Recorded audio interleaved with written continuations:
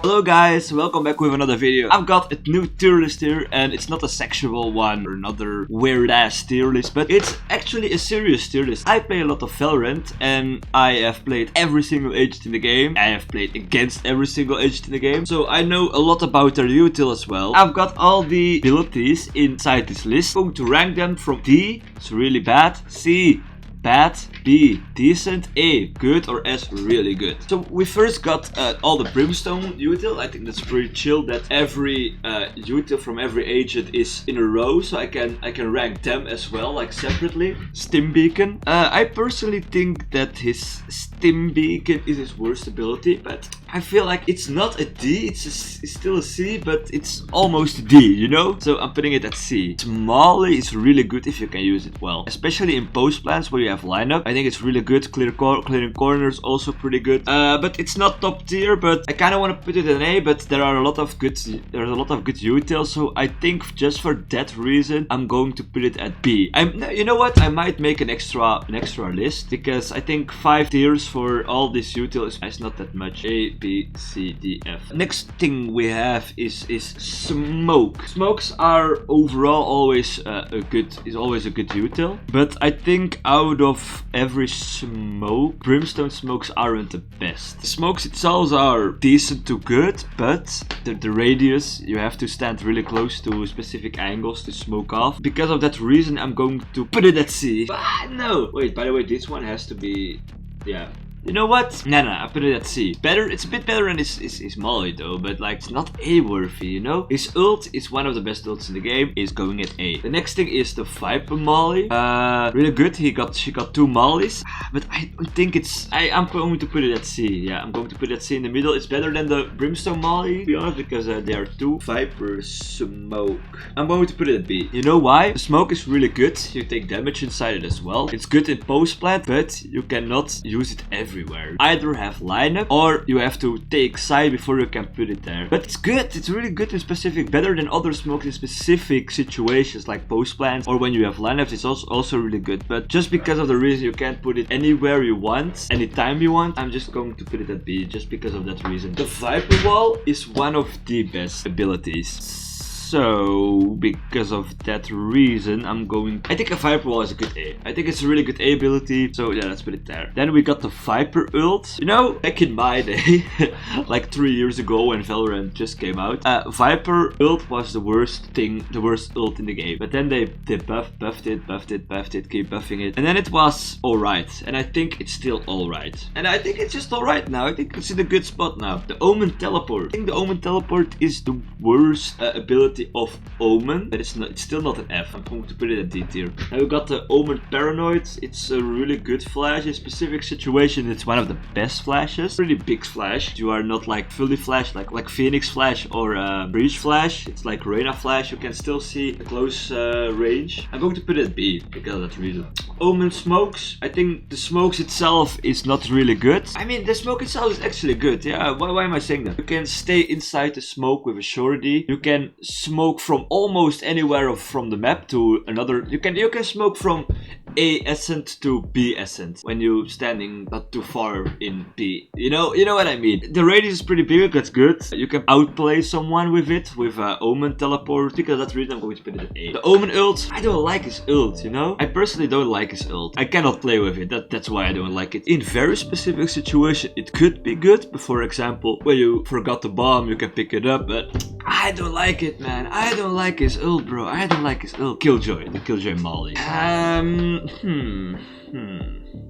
I feel like Killjoy Molly is pretty good, just because of the reason that you can activate it whenever you want, you know? You can, yeah, some Killjoy nerds also have like lineups that they put it inside something that people cannot see it or see it harder. Then you can activate it, you can also have lineups with it, but the negative thing about it is that when you have lineups or it just lays there on the ground, that the enemies can destroy it easily. I'm going to put it at B. It has its ups and it has its downs. If used well, it's a pretty good ability, but it's still mid, yeah. The alarm bot, this is the most mid ability in the game, bro. It's pretty good to hold flank, makes you vulnerable. Again, it's just a trigger. Like, there are cypher traps, better, much better. Killjoy turret, much better. It's mid, yeah. About the killjoy turret. The killjoy turret is a big A ability. It's one of the best abilities, not util in the game. A, easily. By the way, guys, the reason that I'm not putting so many abilities in S or F is because S is just for a few abilities that are actually up there, and F is for, yeah, the really bad abilities. Killjoy ult, pretty good ult if you want to push aside. But if used wrong, it's not good. If used wrong, it's not good. But there are some specific spots where it's not wallable, where the enemies have to go leave side. I think this ability is actually also an A ability. Next ability is the cypher tripwire. I think if there's an ability deserves to be an S that's not a util, I think it's this one. I'm going to put it at S, bro.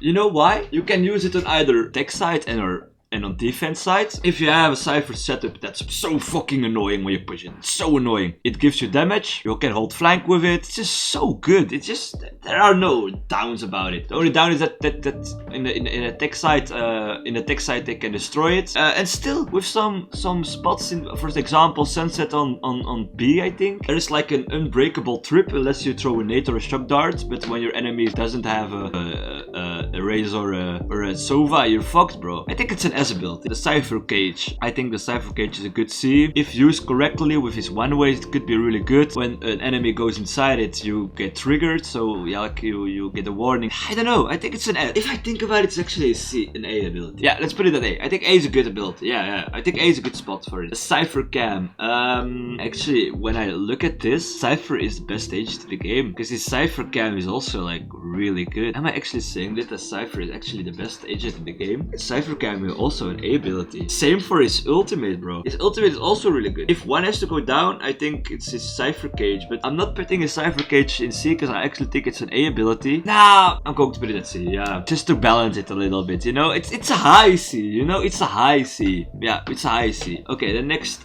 agent is Sova. We've got the Sova drone. Sova drone is an A ability. Yeah, it's an A ability. You can get so much info with it. It's really good. You get it more than once. If you stay alive long enough, you get it more than once, which is really good. No, it's a dart. Sorry. It's really good. It's still really good. Sova shock darts, B. Nah, you know, I'm even putting it at D, bro. I know, maybe a little bit too hard for it, but it's only good for like breaking trips, the trips or something, and when someone's stuck in it, or lineups for post plant, but it's still not. Nah, I don't think it's good. The Sova dart, recon bolt. If used correctly, it's an A ability, bro. There's so many angles. Sova ult. I think Sova ult is a C ability, bro, because it's pretty good, but you can miss with it really easy. Sure, when the enemies have a little bit of movement, they can avoid it. I will not say easily, but they can. It's not impossible, though. It's not really hard. When you push aside and your whole team is going to side, and if then there's a Sova ult with it, enemies are gone. Still a C. The Sage wall, you know, back in 2019 when Sage was broken, his wall was really good. Then they nerfed it. They gave it the half of its ability of its life. I think it's C ability, man. It's a good C. You know, it's a good C. Yeah. Slow ARP. It's also a C ability. You can slow down pushes. I think it's an underrated ability. You can slow down. The scale is pretty big as well. Back when Sage was actually overpowered,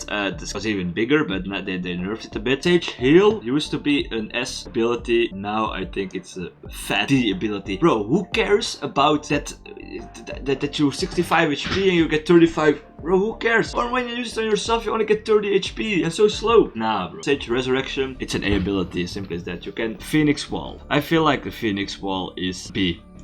Yeah, simply as that. B. Just B. Phoenix Flash, one of the worst flashes in the game. Still a good one if used correctly. Again, you can dodge it pretty easily if not used correctly, but if used correctly, it's pretty hard. But the duration of it is not that good, so I'm putting it at B just because of that reason. Phoenix Molly, the same as a Phoenix Wall, man. I cannot put it anywhere else. Phoenix Ult though is better. I think Phoenix Ult is a good C. Yeah, because like you can push aside, you can enter with it really good.